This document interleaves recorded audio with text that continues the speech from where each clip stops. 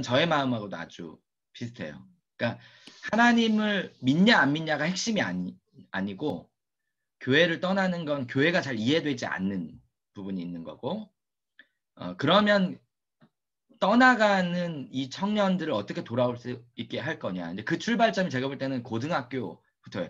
중학교 때까지는 부모님이 가라 하면 가고 부모님이 가는 걸 따라가기도 하고 그러다가 이제 생각이 크기 시작하면 이제 가고 싶지 않다는 생각이 들거나 뭐 공부에 대해서 이제 집중하려 하거나 이제 그러면 점점 교회에 대해서 이제 소홀해지고 대학에 가면 안 다니게 되는 이런 상황들이 이제 잘 발생하는데 그래서 우리나라도 이제 중고등이 없는 교회들이 거의 한 50% 육박하거든요, 지금.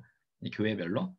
그런 문제들이 있는데, 여기에서의 결론은 이거예요. 예수님의 제자는 대량 생산이 불가능하다. 결국은 도제식 교육을 통해서 키워낼 수 있다, 키워낼 수밖에 없다고 이야기하고 있는데, 사실 우리가 이야기하는 코칭이나 이런 개별화 교육하고도, 교육에 있어서 이 개별화하고도 대단히 밀접한 연관이 있다고 생각이 들어요. 그래서 단순히 교사는 가르치는 사람뿐만 아니라 이 아이들이 예수님의 제자로 성장할 수 있도록 함께 해주는 결국은 역할을 감당해줘야 되는 거니까 그래야 그 아이들이 교회를 고민하고 신앙을 고민하면서 예수님의 제자로 성장해 갈 수 있다는 생각이 들거든요. 어쨌든 첫 번째 위기가 이거가 학교에서는 당연히 안 되고 일반 학교에서 교회에서도 지금 한계가 있기 때문에 우리가 대안학교라고 하는 이런 특수한 공간 제도를 통해서 이런 것들을 보완하려고 하고 있는 거다. 두 번째는 우리가 늘 이야기하는 이 교육의 위기인데 여러 가지 제가 이제 처음에 생각했던 교육의 위기는 사실은 입시 위주의 교육이었어요. 입시 위주의 교육. 근데 그것도 이제 큰 문제라는 생각이 드는데 어쨌든 그럼 입시가 부정적인 거냐를 생각하면 사실은 뭐 그렇진 않아요. 이건 도구의 역할을 하는 거니까 대학이라고 하는 게 부정적이고 대학을 버려야 되는 거냐 생각하면 사실 그건 아닌 건 맞는데 입시 교육으로 인해서 교육이 파행이 되는 게 굉장히 많거든요. 근데 이제 제가 이 대안학교를 이제 계속 하다 보니까 그럼 입시 교육을 부정하면 정상적인 교육이 가능하냐? 근데 그건 아니에요. 입시 교육을 부정했을 때 그럼 어떻게 해야 되느냐의 방법은 아직 통일되거나 정리된 방법들이 없기 때문에 대부분의 사람들이 입시 교육을 그냥 가게 되는 거예요. 부정적이라는 생각은 누구나 갖고 있지만 갈 수밖에 없고 그걸 벗어나는 교육이 뭐냐에 대한 건 아직 우리가 이제 공론화가 덜 됐다는 생각이 들어요. 그래서 입시 교육의 반대급부를 찾으니까 사실 저도 이제 답이 잘 안 나오더라고요. 제 원래 성향이 그랬는데 답이 잘 안 나오니까 그래서 이제 요즘에 드는 그 교육의 위기는 사실은 수동적인 학습 태도를 가지고 있는 아이들이에요. 결국은 필요에 따라서 공부하고 필요한 것만 공부하는데 무엇이 필요한지에 대해서는 사실 스스로 고민할 수 있는 능력이 제거돼 버린 교육인 거죠. 그러니까 아주 놀라울수록 수동적인 아이들인데 가르쳐주는 것 이외에는 배우지 못하는. 근데 이게 이제 미래 교육에 바람직하지 않다는 거고, 스스로 컨트롤하지 못하고 자기가 그걸 컨트롤할 수 있는 기회조차 빼앗겨 버리면 학교에서 주는 것, 입시에서 필요한 것, 그리고 학원에서 주는 것, 여기에서 벗어나지 못하면 이 자율적인 학습 자체가 불가능하고 그러면 미래 사회는 바람직하지 않다. 그래서 티칭이 아니라 코칭이라고 하는 개념은 제가 볼 때는 주도적인 또는 자율적인 능동적인 학습자를 길러내는 방법. 그래서 이제 학습이 아니라 러닝이라고 하는 개념이 본인 안에 일어날 때 그것이 우리가 가지고 있는 교육에 의미가 있을 수 있는 거다. 그래서 입시 교육에 대해서 약간 집중하기보다는 교육의 방법에 대해서 바람직한 교육에 대한 대안을 제시하는 게 이 고등교육의 어떤 방향이 돼야지 맞겠다 이런 생각이 들었던 거고요. 이제 학자들만 이렇게 얘기하는 게 아니라 그때도 말씀드렸듯이 이게 이제 조나모 스터디 코드인데 이 친구는 정말 아주 대단한 것 같긴 해요. 지금 스터디 코드가 4.0까지 나왔거든요. 4.0. 원래 스터디 코드가 있었고 스터디 코드가 3.0이 점차 나오다 이제 4.0 나왔는데 내가 이제 유튜브 같은 데 찾아보면 4.0 책이 나오잖아요. 그러면 3.0을 아예 절판시켜버려. 안 팔아. 책이 엄청 잘 팔리는데 출판사에다가 절판해달라고 요청하고 4.0을 미는 거죠. 어쨌든 간에 본인들의 책이 잘 팔리고 안 팔리고가 문제가 아니라 이게 나름대로 뭔가 뭐 이렇게 생각이 있고 가치가 있는 것 같은 느낌을 끊임없이 우리에게 주는 것 같더라고요. 되게 제가 볼 땐 성공한 코칭. 여기도 이제 코드고 조나모 자기를 코치라고 부르거든요. 조나모 코치라고. 근데 이제 학자들만 그런 얘기를 하는 게 아니라 여기에서 입시를 하는 컨설팅하는 이 사람조차도 수능은 암기가 아니라 력, 힘이다. 독해력, 해석력, 활용력. 결국은 개념을 배우고 그 개념을 가져다 쓰는 훈련이 중요하기 때문에 수업이 중요한 게 아니라 수업에서 개념을 주면 결국은 혼자 그것을 이해하고 훈련하는 연습이 필요하다. 그러면 힘이 길러진다. 근데 SBS에서 나와서 이거 뜬 것도 지금 코로나19 사태로 많은 사람들이 걱정하는데 오히려 이 힘을 기를 수 있는 절호의 찬스가 온 거다. 그리고 이제는 이 힘을 기르는 건 선택적으로 그렇게 하는 게 아니라 필수가 되었다.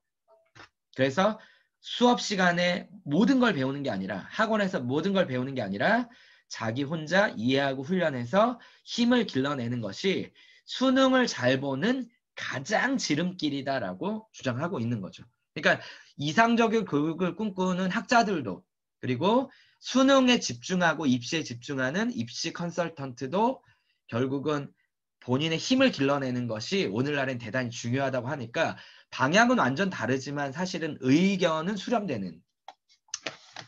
제가 자주 보여드렸지만 2015 교육과정도 마찬가지예요. 이게 제일 위에 보시면 꼭대기 6가지 핵심 역량이 있고 그럼 그 오른쪽에 보시면 교실 수업에서 교사 중심이 아니라 학생 중심으로 가고 그 다음에 이제 그 아래로 내려가시면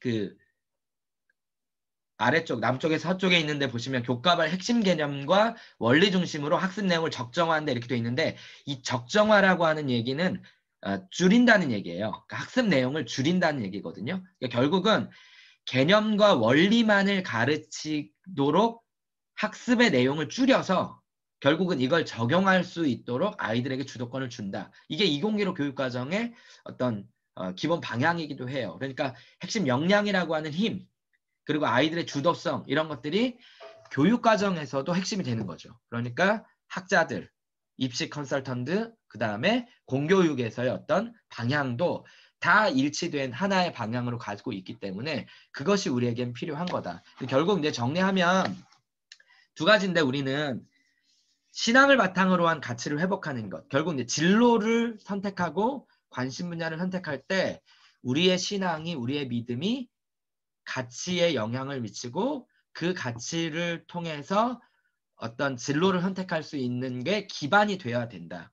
그래서 이제 우리 졸업생 애들 이야기하는 것처럼 신앙이 우리의 삶에 되게 중요한 역할을 해야 되는 거니까 후배들을 위해서 기도 모임도 만들고 후배들과 같이 기도도 하고 그다음 이야기할 때 왜 그것을 중요시하는지를 신앙의 관점에서 말할 수 있는 아이들을 길러내는 게 고등과정에서의 핵심이 되는 거고 또 하나는 그런 가치를 이루어내기 위해서 역량을 길러야 되는데 코칭을 바탕으로 한 자기 주도적인 역량을 기르는 교육이 고등과정의 핵심이다. 그래서 10학년 애들이 멘티멘토 하고 나서 오른쪽에 이제 후기로 남긴 내용이에요. 그래서 내 자신의 모습 그리고 공부하는 방법 이런 것들을 알아가는 게 너무 좋았다. 그리고 이거를 혼자 하면 사실은 혼자 하면은 너무나 외로운 싸움이 될 텐데 선배들과 같이 하거나 또는 선생님과 함께 할 수 있다는 건 어쨌든 또 큰 힘이 되어서 포기하지 않을 수 있도록 할 수 있었다. 될 수 있었다. 그러니까 이것이 이 아이들의 이런 고백들이 우리가 가르치고 결과로 남겨야 되는 핵심적인 내용이 아닌가 하는 생각이 들었고요. 그러면 이제 고등과정에서 꼭 필요한 건 신앙인데 신앙교육은 우리가 다니엘 기도, 그 다음에 아침 묵상, 그 다음에 예배, 그 다음에 종교 수업 이런 것들이 기본적으로 되고 있고 이거는 모든 기독교 학교에서 되는 거예요. 심지어는 미션 스쿨에서도 되는데 미션 스쿨에서 안 되는 건 큐티하고 다니엘 기도 정도 안 되고 나머지는 우리 학교에서 하는 걸 웬만큼은 다 하고 있단 말이에요. 근데 이제 그 신앙이 아까도 말씀드렸지만 청년들이 그 신앙을 떠나가는 이유 중에 하나가 교회의 어떤 이 모습에서 신앙을 발견하지 못하거나 또는 이 삶 속에서 그 신앙이 어떻게 작동하는지를 깨닫지 못할 때, 괴리될 때, 이럴 때 이제 교회를 떠나가게 되기 때문에 신앙 안에서 내 삶과 신앙이 어떻게 연관되어 있고 그리고 나는 그 신앙으로 어떻게 살아가야 되는지를 소명이라고 하는 과목을 통해서 우리는 알려줘야 한다. 그래서 신앙 안에서 자기의 소명을 발견하는 과정으로서의 교육이 고등과정에서는 되게 중요하다. 그래서 10학년 때 일단 지금은 9학년 때 원래 이제 책이 발간되고 소명 발표를 했는데 1년 늦춰가지고 10학년 때 하는 걸로 지금 생각을 하고 있고요. 그러면 자기 나름대로의 신앙과 가치와 소명을 정리해서 책으로 만들고 그 다음에 그것들을 발표하는 소명 발표회를 지금 이제 10학년 때 진행하는 게 이제 기본이 되는 거죠. 그러면 이렇게 소명 파티에 가시면 있는 것처럼 자기의 소명에 대해서 한 5분에서 10분 정도의 그 고백이죠. 옛날에는 이제 소명 선언문 했는데 제가 볼 때는 소명 선언문 자체가 너무 짧기도 하고 그리고 그거는 조금 좀 덜 어떤 우리의 그 노력과 정성이 들어갔다. 아이들 개개인으로 봤을 때. 근데 이게 영상으로 만드는 건 훨씬 더 길기도 하거니와 정리할 필요가 있기 때문에 훨씬 좋은 것 같다는 생각이 들고 본인도 나중에 보면 내가 고등학교 때 어떤 고백을 하고 어떤 생각을 했었구나를 알 수 있는 되게 좋은 도구라는 생각이 들어요. 그래서 요거를 그때 이제 했던 것처럼 부모님하고 같이 보기도 하고 그리고 이제 부모님들도 이걸 보고 소감을 나누기도 하면서 발표회를 하는 게 기본적으로 우리가 신앙과 가치와 진로를 연결하는 방법이 되겠다. 그리고 이제 두 번째는 힘을 길러주기 위한 이제 코칭 시스템이 되는 건데 지금 올해 이제 11학년 선생님들 중심으로 되게 이제 열심히 하고 있는데 10학년과 11학년, 12학년이 각각 아이들의 특성에 맞추어서 어떻게 공부할 수 있는지 또 어떤 진로를 가고자 할 때 어디까지 준비할 수 있는지를 같이 고민하고 가이드할 수 있는 방법들을 찾는 거다. 사실 이제 해보시면 알겠지만 이게 이제 건드리지 않아도 되는 영역들이 이제 계속 끌려 나오잖아요. 막 이제 저는 선생님들만 힘든 게 아니라는 생각도 들고요. 이건 애들에게도 엄청 힘든 과정이라는 생각이 들어요. 근데 저는 그러니까 스스로 그거에 대해서 묻어두거나 그냥 고민하지 않고 미뤄두는 게 아니라 그 치열하게 고민할 시간을 우리가 끄집어내 준다는 생각도 들거든요. 그래서 선생님들이 그 문제를 계속 끄집어내서 이걸 그냥 묻어두거나 덮어둘 수는 없다. 그리고 앞으로 미래로 그냥 밀어둘 수만은 없다. 그래서 아이들로 하여금 지금 당장 그 문제를 고민하고 해결책이 어떻게든 조금 더 바람직할 수 있도록 충분히 힘들어할 수 있는 시간들을 우리가 준다는 생각이 들어서 그런 면에서 또 힘을 기르는 과정이라는 생각도 들고요. 그래서 이제 소나기 프로젝트 우리가 진행했었고 그다음에 계속 보내는 거 하는데 일단은 은미쌤도 이제 계속 이제 그런 고민들을 얘기하세요. 이걸 하면 사실은 저는 개인적으로 이쪽 성향은 아니에요. 이쪽 성향은 아니고 저는 이건 훈련이라고 생각하거든요. 충분히. 근데 이제 이게 안 되는 애들이 굉장히 많잖아요. 어째 절반 이상이 뭐야? 뭐 많은 아이들이 이게 이제 안 되는 상황들이 생기는데 저는 사실 예전부터 이제 그런 생각을 했었는데 우리가 교사가 되고 학교를 만드는 건 아이들을 위한 거지 사실은 학교를 위한 건 아니라는 생각으로 자꾸 돌아가야 된다는 생각이 들어요. 그러니까 이 프로그램을 완성하는 게 우리의 목표가 아니고 학교를 이게 좋은 학교를 만드는 게 우리의 목표가 아니라 이 아이를 온전하게 세우는 게 목표이기 때문에 잘 안 되는 아이가 있을 때 이 아이의 관점에서 자꾸 생각하고 프로그램에 아이를 맞추는 게 아니라 아이를 위한 프로그램으로 생각을 자꾸 해야 되겠다. 근데 이거 방법은 안 나오긴 하는데 관점을 자꾸 그렇게 하지 않으면 사실은 아이들이 점점 소외되는 사실 현상이 발생하거든요. 이게 너무 좋은 제도인데 안 맞아요.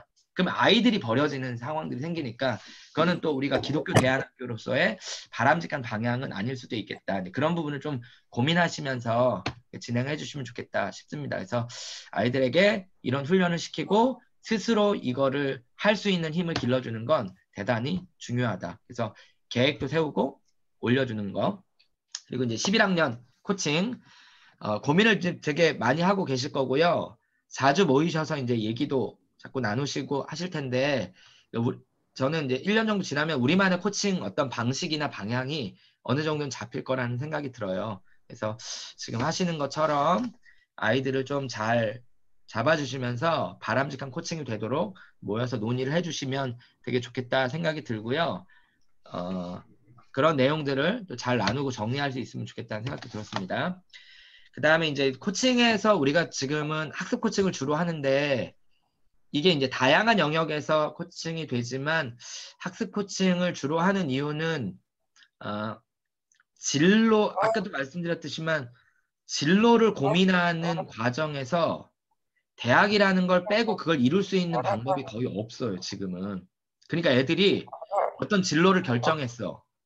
그래도 방법에 있어서는 늘 혼란스러운 이런 상황들이 생기거든요. 그러니까 결국은 공부라고 하는 거, 학습이라고 하는 것이 어느 정도 수준까지 되어 있지 않으면 결국은 뜬구름 잡는 생각만 하다가 결국 자존감도 떨어지면서 몰락하는 경우를 저도 자주 보게 되기 때문에 기본 이상의 자기가 하고자 하는 걸 이루기 위해서는 어느 정도 수준 이상이 필요하다. 그리고 그런 것들이 되어갈 때 자신 있게 자신의 꿈을 이야기하고 이뤄갈 수 있다는 생각도 들었어요. 그래서 이렇게 우리가 과목별 또는 입시에 대한 이야기들도 지금 계속해서 하고 있고요. 그 성진이가 그랬나? 어쨌든 이런 얘기하면 들을 때면 막 힘들다고 그러더라고요. 듣고 나면 힘들다고. 그래서 그쵸. 너무 편하게 산 거죠. 지금까지 너무 쉽게 살아가지고 좀 힘들어야 된다. 그래서 그래도 안 듣진 않아요. 너무 열심히 잘 듣거든요. 그래서 그런 면에서 좀 힘든 상황을 극복할 수 있도록 우리가 계속 좀 격려해주고 해주면 좋겠다. 자, 2022년부터 이제 정시 확대 방향이 나타나는데 서울에 있는 16개 대학, 상위 16개 대학은 수능 40% 이상. 그리고 보통은 보면 학생부 교과가 되었든, 그 다음에 수시가 되었든, 이게 이제 학업과 관련 있는 거죠. 공부하고 학교 내신이 되었든, 수능이 되었든 30% 이상으로 한다. 근데 이제 제가 말씀드렸지만 이게 학생부 종합이 대학에서 버릴 수 없는 카드긴 해요. 왜냐면 중도 탈락률이 학생부 종합이 제일 적기 때문에. 보니까 정시로 안 뽑는 대학이 한정되잖아요. 근데 이게 중도 탈락률을 조사해 보면요, 1등은 당연히 서울대예요. 한 1% 정도 중도에 그만두거든요. 근데 2등이 어디냐면 한동대예요. 2등이.